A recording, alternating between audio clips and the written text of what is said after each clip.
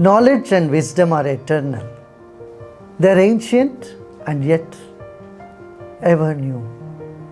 And that's what Art of Living has been doing, enlivening wisdom, kindling the compassion, uniting people of all stratas of society.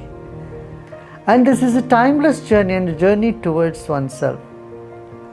The framework to hold this timeless wisdom was born 40 years ago on November 13th, 1981. Justice P.N. Bhagwati and Justice V.R. Krishnaiah met with me, and they both became the founder trustees of this organization. So a reluctant recluse was roped into a framework of organization for some very good cause and very good reason. I must remember Pitaji here and Veda Brahma Gunjur Narayan Shastri ji, the Chief Secretary of Government of Karnataka Narsim Rao, and the most acclaimed administrator of Bangalore City, Lakshman Rao, were all the initial trustees of this organization. And then the journey began, and prominent people have been spearheading this movement called Art of Living. And cutting across race, religion, nationality, language, this movement has stood up as a hope for a happy, prosperous and ethical lifestyle. Rural development, river rejuvenation, conflict resolution, schools for children, name it. There are many, many avenues in which Art of Living has been active. Art of Living movement has also, through its sister organization, International Association for Human Values, has taken up the 5H program: health, hygiene, homes, human values and harmony in diversity for millions of people around the world. Through prison program, it has transformed the lives of inmates.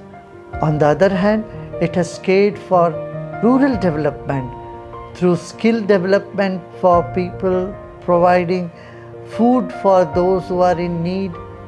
Another project that Art of Living is passionately taken up is women's empowerment, gender equality and justice for all.